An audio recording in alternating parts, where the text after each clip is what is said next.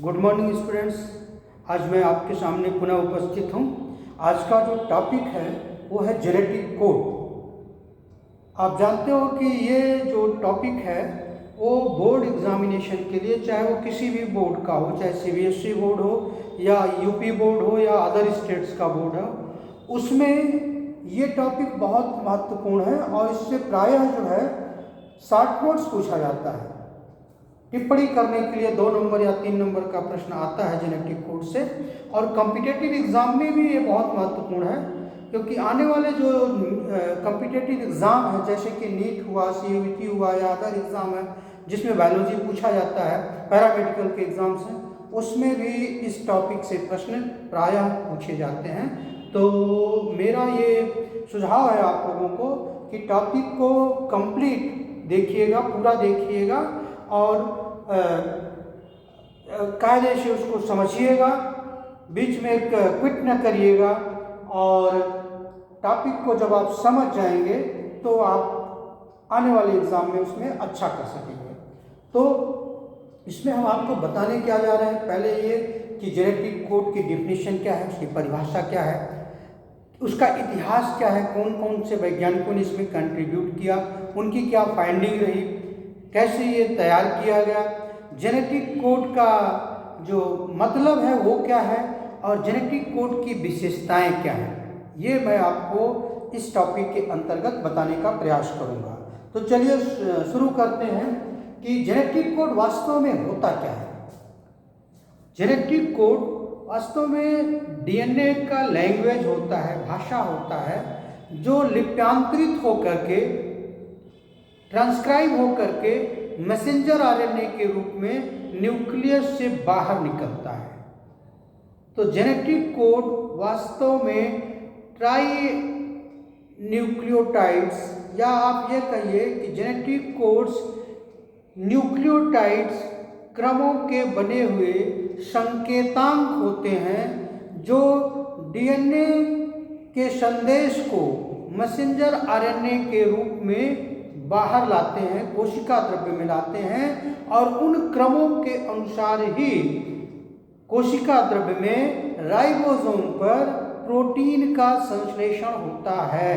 अर्थात उन्हीं के क्रम के साथ अमीनो एसिड आ करके जुड़ते हैं और एक पॉलीपेप्टाइड चेन श्रृंखला का निर्माण होता है। यही पॉलीपेप्टाइड्स मॉडिफाई होकर के प्रोटीन का निर्माण करता है। तो जेनेटिक कोड डीएनए की भाषा है, लैंग्वेज है, लेकिन इसको विरूपित करने के लिए हम डीएनए नहीं बल्कि आरएनए का सहारा लेते हैं, मैसेंजर आरएनए का सहारा लेते हैं और उसके अनुसार इसको दर्शाते हैं। तो ये जानिए कि जेनेटिक कोड ट्रिपलेट कोडान होते हैं। पहले ये जानिए कि वो 3 न्यूक्लियोटाइड क्षारों से मिलकर के बने होते हैं। अर्थात प्रत्येक जेनेटिक कोड में, जिसको हम कोडान कहते हैं, उसमें 3 नाइट्रोजनी क्षारों से युक्त न्यूक्लियोटाइड भाग लेते हैं। अर्थात ये कोडान्स जो है वो ट्रिपलेट कोडान होते हैं। अब इसका इतिहास सुनिए कि जेनेटिक कोड कैसे शुरू किया गया। वैज्ञानिकों ने पाया, जब डीएनए डुप्लीकेशन का मॉडल प्रस्तुत कर दिया गया, डीएनए का हेलिक्स मॉडल, जो डबल हेलिकल मॉडल है, वाटसन एंड क्रिक ने उसको प्रस्तुत कर दिया। रोजालिन फ्रैंकलिन के साथ, विल्किन के साथ मिलकर के उसको समझाया लोगों को, या वैज्ञानिक जगत में उसको उजागर किया। उसके तुरंत बाद ही उन्होंने ही, वाटसन एंड क्रिक ने ही डीएनए द्विगुणन का मॉडल प्रस्तुत कर दिया कि द्विगुणन कैसे होता है, एक डीएनए अपने को द्विगुणित कैसे करता है, कैसे रेप्लिकेट करता है, उसको समझा दिया।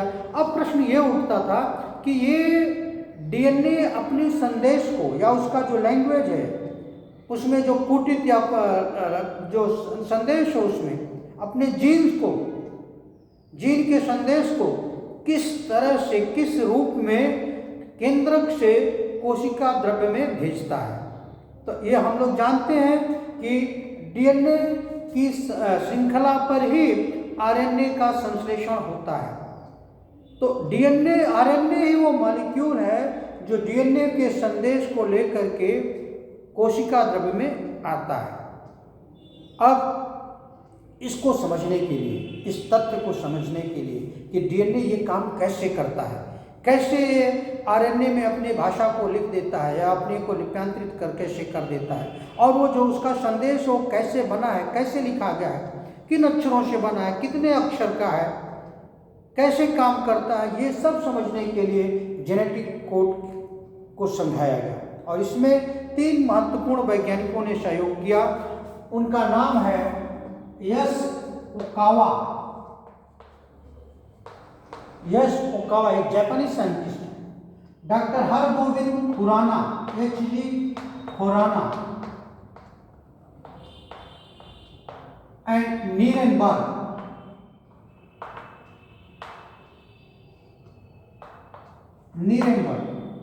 इन लोगों ने सहयोग किया इसमें, और इनके इस कंट्रीब्यूशन से, इनके इस फाइंडिंग से जेनेटिक कोड को समझाया जा सका, और इसके लिए इनको नोबेल प्राइज दिया गया।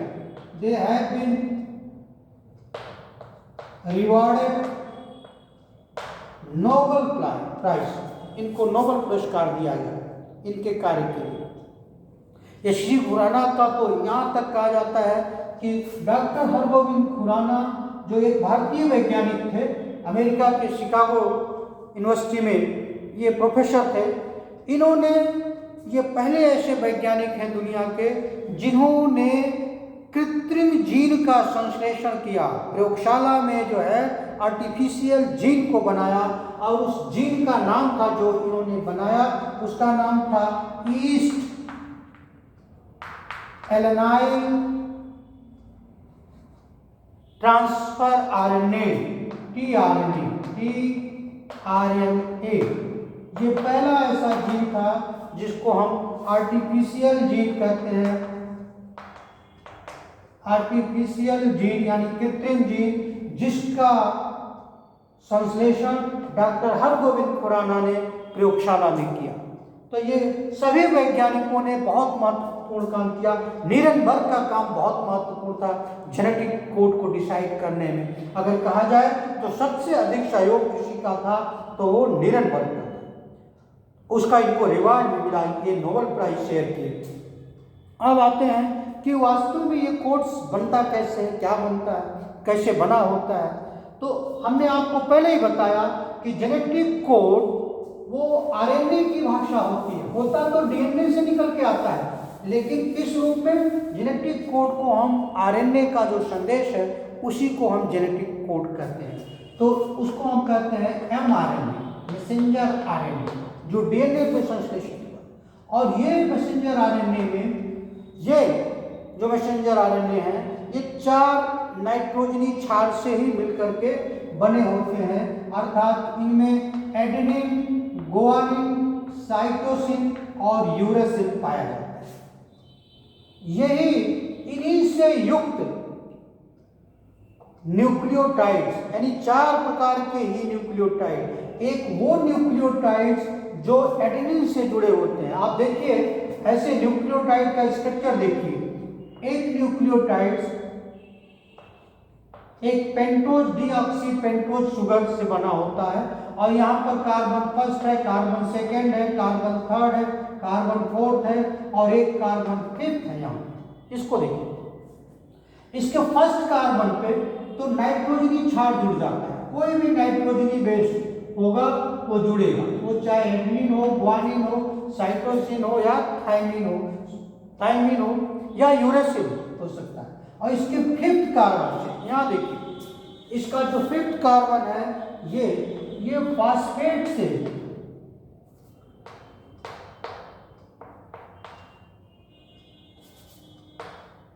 ये फास्फोरिक अम्ल से, मैं ऐसे बना देता हूं यहाँ पर, ये जुड़ा रहता है। ये एक न्यूक्लियोटाइड है, इतने को न्यूक्लियोसाइड कहते हैं। ये फास्फोरिक अम्ल जैसे जुड़ता है तो इसको नाम न्यूक्लियोटाइड हो जाता है। ये पेंटोज शुगर है। अब इस तरह से यहाँ देखिए, यह एक प्रकार का है, एडेनिन से युक्त है। ऐसे अगर एडेनिन की जगह पर गुआनिन हो जाएगा तो ये गुआनिन वाला न्यूक्लियोटाइड हो जाएगा, या थायमिन हो जाएगा तो थायमिन वाला हो जाएगा, या यूरेसिल है तो यूरेसिल वाला हो जाएगा। केवल ये अंतर है कि यूरेसिल डीऑक्सीराइबोज में नहीं बल्कि राइबोज के साथ होता है। डीऑक्सी और राइबोज में सिर्फ इतना ही फर्क होता है कि डीऑक्सी में यहाँ पर जो सेकेंड कार्बन है दोनों तरफ यहाँ पर हाइड्रोजन होगा। यहाँ पर अगर ये राइबोज होता तो एक साइड में यहाँ पर हाइड्रोक्सिल ग्रुप होता, इतना ही फर्क है इसी का। तो यूरेसिल है तो यूरेसिल में जो है वो हाइड्रोजन होगा क्योंकि ये पेंटोज शुगर के राइबोज प्रकार से होता है। ये ऐसे ही जैसे ही मैंने बनाया ऐसे ही 4 प्रकार के न्यूक्लियोटाइड इसी तरह के, जिनको हम शॉर्ट में ऐसे कह देते हैं adenine, guanine, cytosine and uracil. यही 4 प्रकार के ये न्यूक्लियोटाइड आपस में जुड़ करके पूरा का पूरा जेनेटिक कोड बनाने का प्रयास करते हैं या करते हैं इस तरह। तो जेनेटिक कोड में इन्हीं का क्रम होता है। अब ठीक उसी तरह से जैसे आप मानते हैं कि अंग्रेजी के 26 अल्फ़ाबेट से पूरी एक मोटी सी डिक्शनरी तैयार की जाती है, क्रिएट की जाती है, उसी तरह से यही जो 4 न्यूक्लियोटाइड्स हैं इन्हीं के माध्यम से ऐसे अमीनो एसिड्स लगभग 20 प्रकार के अमीनो एसिड्स इन्हीं 4 प्रकार के न्यूक्लियोटाइड्स, आप इसको प्यूरिन क्या कहते हैं नाइट्रोजनी क्षार मत मानिए, आप इसको एक यूनिट मानिए पूरा। यहाँ पर एडेनिन की बात मैं कर रहा हूँ तो दैट मीन्स एडेनिन इसके साथ है, ऐसे जुड़ा इस तरह से। तो ये कंप्लीट यूनिट अर्थात एक न्यूक्लियोटाइड, यही जो 4 न्यूक्लियोटाइड हैं यही जुड़ करके या यही व्यवस्थित हो करके 20 amino acids 20 types of amino acids के लिए कोडान निर्धारित करते हैं यानी कोड बनाते हैं, यही चाहिए। और ये 20 जो अमीनो एसिड्स हैं ये जो है मिल करके 100 और you can say thousands type of protein का निर्माण करते हैं। तो ये जो मिल करके वो थाउजेंड्स टाइप ऑफ प्रोटीन बनाने का काम करते हैं। अब कोरिलेट करिए, देखिए केवल 4 न्यूक्लियोटाइड्स डिफरेंट टाइप्स, एडेनिन के साथ वाला न्यूक्लियोटाइड, ग्वानिन के साथ वाला, साइटोसिन के साथ वाला और यूरेसिल के साथ वाला, ये 4 न्यूक्लियोटाइड्स मिलकर के 20 अमीनो एसिड्स बनाते हैं। और ये 20 अमीनो एसिड्स मिलकर के हजारों प्रकार के प्रोटीन या सैकड़ों प्रकार के प्रोटीन का बनाने का काम करते हैं। अब प्रश्न ये उठता है यहाँ पर कि वास्तव में ये न्यूक्लियोटाइड कैसे डिसाइड होते हैं, उनका क्रम कैसे डिसाइड होता है और कैसे वो व्यवस्थित होते हैं जेनेटिक कोड्स में। तो इसके लिए एक मैथमेटिशियन या फिजिसिस्ट ने एक एजम्पशन या एक अनुमान बताया कि अगर जीन की भाषा यानी जेनेटिक कोड एक अक्षर से या एक न्यूक्लियोटाइड से बना हो, मान लो केवल एडेनिन के साथ जुड़े हुए न्यूक्लियोटाइड से बना हो, एक जो न्यूक्लियोटाइड्स एडेनिन के साथ जुड़ा रहेगा उसका नाम होगा डीऑक्सी राइबोज एडेनिन फास्फेट, उसका नाम होगा एडेनिन फास्फेट, पूरा नाम होगा उसका। ऐसे तो उसी तरह से जो ग्वानिन के साथ होगा उसका नाम होगा डीऑक्सी ग्वानिन फास्फेट या ग्वानोसिन फास्फेट, इस तरह से उसका नाम होगा। तो ऐसे अगर ये बात हो रही थी कि कितने होने चाहिए, अगर मान लीजिए 4 अमीनो एसिड्स हैं या 4 न्यूक्लियोटाइड हैं तो ये 4 न्यूक्लियोटाइड केवल और केवल 4 ही अमीनो एसिड्स को डिसाइड कर पाएंगे। कहने का अर्थ ये है कि अगर कोडांस यानी कोडांस का मतलब है कोडांस, कोड को ही कोडांस कहते हैं। कोडान्स अगर वो एक न्यूक्लियोटाइड का बना होगा तो उससे केवल और केवल 4 प्रकार के अमीनो एसिड्स डिसाइड हो सकते हैं। जैसे एडेनिन का अगर बना है, ग्वानिन का बना है, साइटोसिन का बना है या यूरेसिल का बना है, तो इनसे केवल एक अमीनो एसिड, इनसे दूसरा अमीनो एसिड, इनसे तीसरा, इनसे और चौथा इनसे, मतलब प्रत्येक, अगर मान लीजिए ए जो है 1 को बनाता है, जी जो है 2 नंबर दूसरे नंबर का या दूसरे प्रकार के अमीनो एसिड, ये तीसरे प्रकार का, ये चौथे, तो कुल 4 ही अमीनो एसिड संभव हैं। लेकिन सारे प्रोटीन्स को बनाने के लिए मिनिमम 20 अमीनो एसिड्स की जरूरत पड़ती है, 20 अमीनो एसिड्स की जरूरत पड़ती है। तो उसके लिए फिर वैज्ञानिकों ने सोचा ये बहुत कम है, 4 ही प्रकार के अमीनो एसिड्स हो सकते हैं अगर एक न्यूक्लियोटाइड एक अमीनो एसिड के लिए जिम्मेदार हो। तो फिर क्या हुआ, उसके बाद अगर ऐसा होता है तो ये संभव नहीं है। फिर अगर माना गया कि अगर 2 होते, 1 से 2, मतलब एक न्यूक्लियोटाइड 2 को स्पेसिफाई करे तो केवल 4 स्क्वायर हो जाता, दैट इज 16, केवल 16 टाइप्स ऑफ अमीनो एसिड्स का इससे डिसाइड हो पाता, इतने अमीनो एसिड ही डिसाइड हो पाते। नेक्स्ट, वैज्ञानिकों ने सोचा कि नहीं, जेनेटिक कोड या कोडान्स 3 न्यूक्लियोटाइड के बने होते हैं, अर्थात 4Q, that is 4 × 4 × 4, that is 64 amino acids, 64 amino acids इससे स्पेसिफाई होंगे, अर्थात 64 अमीनो एसिड्स इससे बन सकते हैं अगर ये ट्रिपलेट होंगे तो यही बात फाइनली डिसाइड हुआ कि जेनेटिक कोड या कोडान्स वो 3 न्यूक्लियोटाइड के बने होते हैं या नाइट्रोजनी क्षार के बने होते हैं। तो ये पहला डिसीजन हुआ कि जेनेटिक कोड वो जो है वो ट्रिपलेट कोडान्स होते हैं, अर्थात एक में 3 न्यूक्लियोटाइड होते हैं प्रत्येक कोड में या प्रत्येक कोडान्स में। फॉर एग्जाम्पल जैसे AUG, इसमें 3 प्रकार के न्यूक्लियोटाइड्स हैं, एक एडेनिन के साथ का, एक यूरेसिल के साथ का और एक ग्वानिन के साथ, और ये एक कोडान का काम करता है, एक कोडान। और ये आपको हम आगे बताएंगे, ये जो कोडान है AUG, ये मेथियोनिन के लिए जिम्मेदार होता है। मेथियोनिन एक अमीनो एसिड है, सल्फर कंटेनिंग एक अमीनो एसिड है जिसका नाम है मेथियोनिन।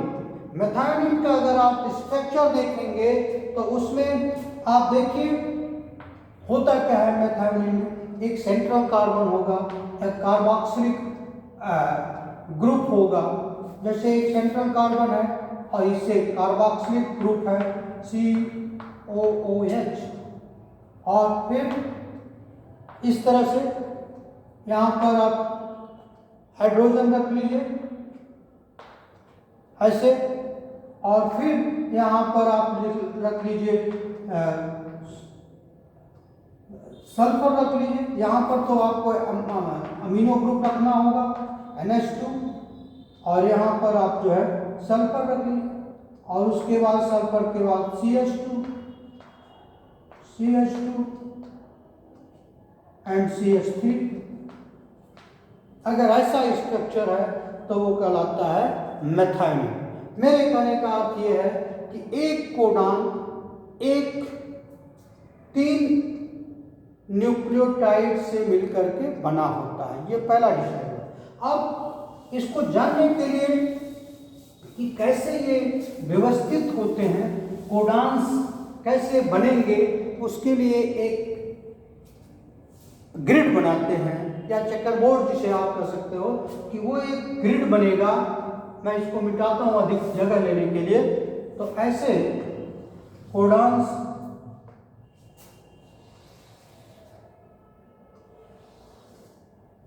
ऐसे देखिए आप,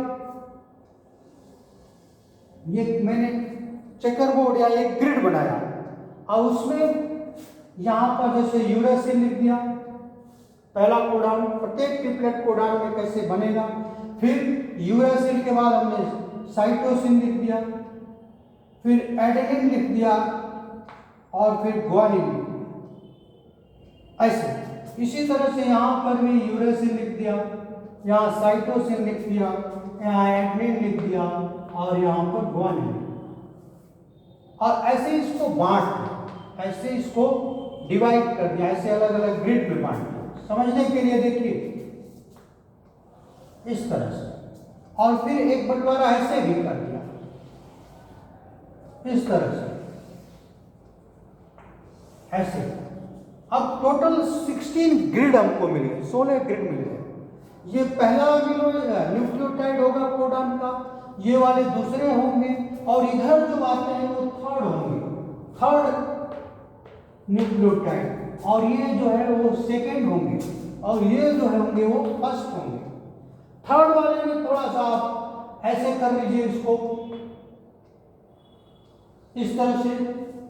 यहाँ पर एक एक ग्रिड में चारों लिखने होंगे थर्ड में, मतलब यहाँ पर यूरेसिल भी लिखना होगा या यूरेसिल कंटेनिंग न्यूक्लियोटाइड्स, फिर साइटोसिन कंटेनिंग न्यूक्लियोटाइड्स, फिर एडेनिन कंटेनिंग न्यूक्लियोसाइड्स, फिर ग्वानिन कंटेनिंग न्यूक्लियोटाइड्स। ऐसे ये तरीका है कोडान्स बनाने का और समझने का।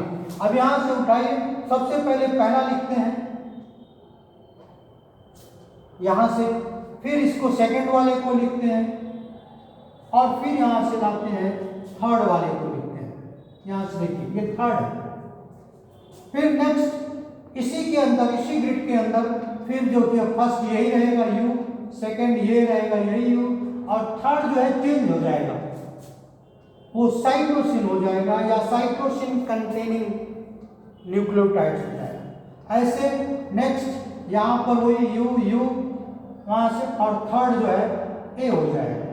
अगला फिर इसी तरह से फोर्थ यू, ये यहाँ से आया सेकंड यू, ये फर्स्ट आया यू, और फोर्थ थर्ड पे आ गया जी। अब आप इस ग्रिड में देखिए, इस ग्रिड में आप देख रहे हैं कि जो फर्स्ट एंड सेकेंड न्यूक्लियोटाइड्स हैं वो एक जैसे हैं, सब में यू है, देखिए कंप्लीट। थर्ड ही केवल वेरी कर रहा है, जो वेरिएशन है वो केवल और केवल किसमें है, थर्ड में, ये इसमें, ये केवल वेरिएशन है इसमें, बाकी ये दोनों सेम है। ऐसे हर ग्रिड में होगा। फॉर एग्जाम्पल अगर आप यहाँ लेते हैं, मान लीजिए मैं यहाँ लेता हूँ, ये यहाँ पर ऐसे लेता हूँ, तो यहाँ पर पहला जी होगा, दूसरा भी जी होगा, और तीसरा जैसे यहाँ पर यू सी ए और जी उसी तरह से, तो दूसरा क्या, तीसरा क्या होगा, यू होगा। ऐसे सेकंड में यहाँ पर जी होगा, यहाँ भी जी होगा, और थर्ड वाला वो सी होगा, फिर जी जी और ए आएगा, फिर जी जी एंड जी आएगा, ऐसे। तो इसी तरह से प्रत्येक ग्रिड में न्यूक्लियोटाइड्स अपनी जगह बनाएंगे, और इस तरह से टोटल हमको 64 कोडान्स प्राप्त होते हैं। देयर आर 64 कोडान्स इस तरह से अरेंज होकर, और यही कोडान्स ऐसे ही आपको सीखना है, ऐसे ही बनाना है। पहला लेफ्ट से, दूसरा अपसाइड से, और थर्ड राइट हैंड से, और उसमें प्रत्येक ग्रिड में 4-4 न्यूक्लियोटाइड्स आप रखेंगे इस तरह। अब जैसे ये है, इनमें ये जो दो हैं वो फेनिलएनालिन के लिए हो, ये इससे जो है फेनिलएनालिन बनता है। इधर ये ग्लाइसिन के लिए हो गए, ये ग्लाइसिन के लिए जिम्मेदार हो गए। ऐसे ही अगर मैं स्टार्ट कोडान खोजूं जिसका नाम AUG है, तो वो कहाँ आएगा, तो इसमें आएगा AUG। अब देखिए ये यहाँ से हम कैच करते हैं, यहाँ पर A थोड़ा बड़ा बनाता हूँ, A U सेकेंड और G यहाँ का G, अर्थात यहाँ भी U C ए और जी होगा, तो यहाँ से थर्ड लाएंगे तो वो जी हो जाएगा ऐसे। तो हमारा जो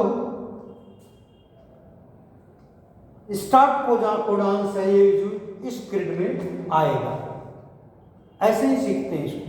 तो ऐसे ही मान लीजिए एक और कोडान है जैसे ट्रिप्टोफान है सपोज, उसका भी एक ही कोडान और वो GUG, तो कहाँ बनेगा, जी वाले में। जी का कौन सा है,